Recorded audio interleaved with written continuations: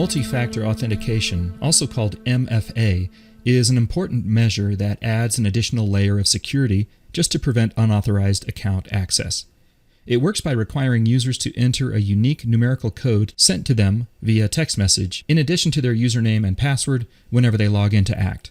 You should use multi-factor authentication if you want to add an extra level of security for users who log into your ACT database. And some businesses also require MFA in order to comply with data protection and privacy regulations.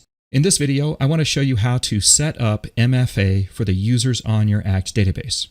Now, this can only be done by the ACT account administrator.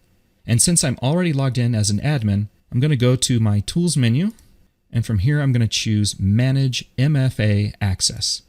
This screen shows all of your users and their statuses for MFA. By default, MFA will be disabled or turned off for all users. You need to set up MFA on a user-by-user basis. So I'm going to enable MFA on the entire database first before we can set it up for each user. When this box is checked, you can now manage each user of your database for MFA. So I'm going to scroll through the list and decide which of my users should have MFA enabled. And I'm going to set it up for one user only. So I'm going to go through this list and I'm going to disable it for everyone except for Randy. He's going to be the only user that I have multi-factor authentication set up for.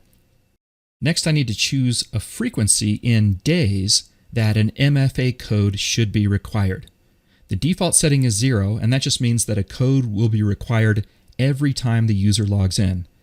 I'm going to keep this at 0 for now, and I'll click the button labeled Update MFA Settings. That's all there is to it. Now I'm going to log in as Randy to make sure that everything is set up correctly. After I put in Randy's username and password and click OK, ACT will now let this user know that the administrator has enabled MFA for their account. This user needs to provide a phone number that can receive a text message. So I'm going to put in a phone number and then I'll click Submit. Now ACT will send a text message containing a code to that phone number. All I have to do now is type in the code and click Login.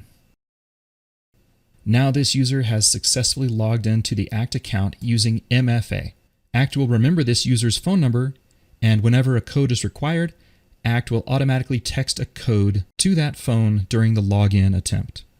Now, if this user is logged in successfully and wants to change the phone number associated with their user account, they can do this from the Tools menu. From here, all they have to do is choose Update My MFA, and now they can submit a new phone number. Doing this will require them to enter a new code in before they can log in.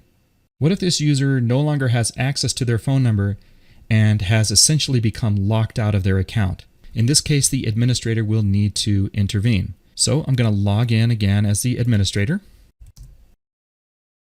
And now to restore access to any of my users who have been locked out because of MFA, what I need to do is go to the Tools menu and choose Manage MFA Access, locate the user, and essentially uncheck the box, meaning MFA will no longer be required.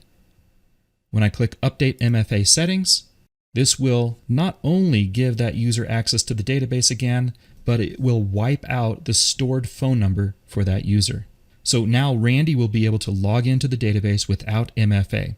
Once he does that, he could go to the Tools menu and choose Update My MFA to provide a new phone number. And once he does that, now as the administrator, I can come in here to manage MFA access and then check the box for Randy once again.